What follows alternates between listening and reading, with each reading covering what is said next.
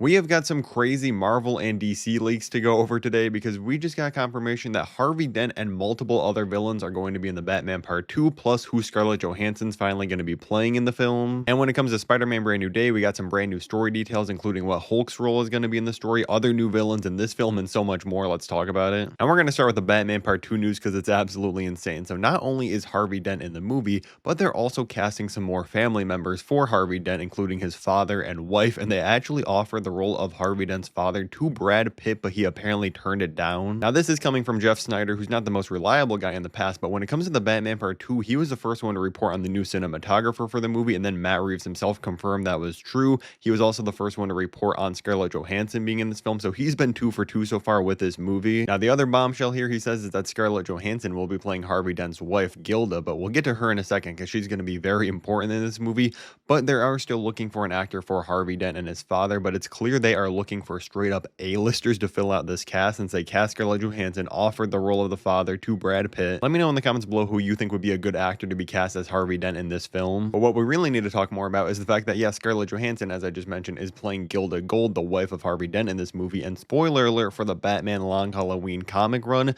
but she ends up being a villain in that run. In that comic run, Batman's essentially trying to hunt down the holiday killer that, as you can guess by their name, keeps killing people, most notably mob members, on different holidays, starting on Halloween. And by the end of the comic, you actually find out there's been multiple people working together as the quote-unquote holiday killer, but Gilda Gold, Harvey Dent's wife, is one of the people that was doing it. Now, Matt Reeves clearly loves the Long Halloween comic because the first movie is pulling tons of inspiration from that comic line. Again, things like it starting on Halloween night. Both stories heavily focus in on the Falcone family. Again, obviously the Batman Part 1 is a very different story, but it seems like Matt Reeves might be once again pulling in different elements. And you have to remember, he said the villain of the Batman Part 2 has never been done in a live action movie before. We've never seen the holiday killer in a film. Now, Jeff Snyder's also reporting as a smaller side villain in the movie, we might be seeing Dr. Arkham in this film, who is a very dark, evil, sadistic doctor that obviously works at Arkham Asylum. His uncle is actually the person that founded Arkham Asylum. I think a lot of people were assuming we were going to see someone like Scarecrow in a role in the Batman Part 2, similar to the Penguins in the first movie, but Dr. Arkham would also be a very good fit that I'd be excited to see. It's going to be very interesting to see what Matt Reeves does with all these pieces, though. Like, he's going to have to make Two-Face very different from the Dark Knight version, but I'm also not fully convinced he's going to make Gilda Gold the holiday killer. Like, I feel like he's going to change stuff from the comics so it's not predictable to all the people that know that storyline. It's one of the most famous Batman stories of all time. Now, we'll get to the Marvel stuff in a second, but we got one more DC related thing, and that's also from Jeff Snyder saying that apparently Dave Bautista is the frontrunner to play Brainiac in Man of Tomorrow. Listen, I think Dave Bautista is an incredible actor. He's been really good in so many different projects, not just the ones he's in with James Gunn, but I don't know about this fit for the character. Again, let me know your thoughts on this in the comments. Now, switching over to Spider-Man Brand New Day, and a different insider, this is all coming from Daniel RPK. He says that apparently Spider-Man and the Punisher are going to team up to fight against the Grey Hulk in Spider-Man Brand New Day, which would be absolutely insane.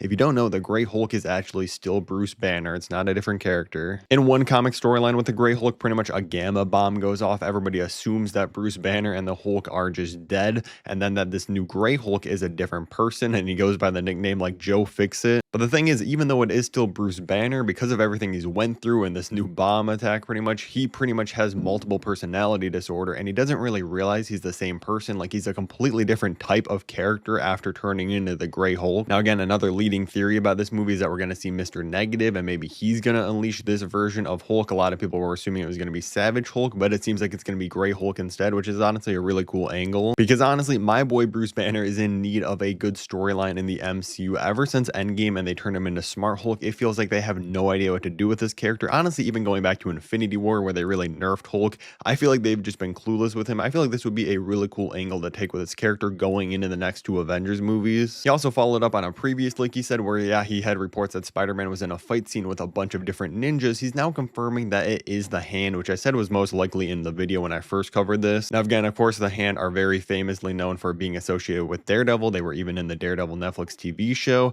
I feel like they're just just going to kind of throw out that version of the hand and do a new version here, but this is going to be very cool to see. And again, it's going to be like, who is controlling them or what are they working with in this movie? All I know is that my boy Spider-Man is going to be going through the motions in this movie. Like, he's going to have to fight against an incredibly powerful and dark version of the Hulk. He's also going to have to fight against an ancient ninja like organization. And we still don't know who the main villain of this movie is. Again, the leading theory is still Mr. Negative. That's what all the clues point to, but we have no confirmation of that. And the movie has finished wrapped filming at this point, and we still don't know who the villain is, which honestly I kind of love. I also know that Michael Giacchino will be officially returning to compose the score for Spider-Man Brand New Day. If you don't know, this guy did work on the previous Spider-Man trilogy. He also did the Batman, ironically enough, and the Fantastic Four First Steps. All incredible themes and scores for those movies. So let me know your best theories in the comments below based off all this crazy new information. If you want to hear the latest about the Avengers Doomsday trailer and a new character confirmed to be in Avengers Secret Wars, click the video above my head right now, and thank you for watching.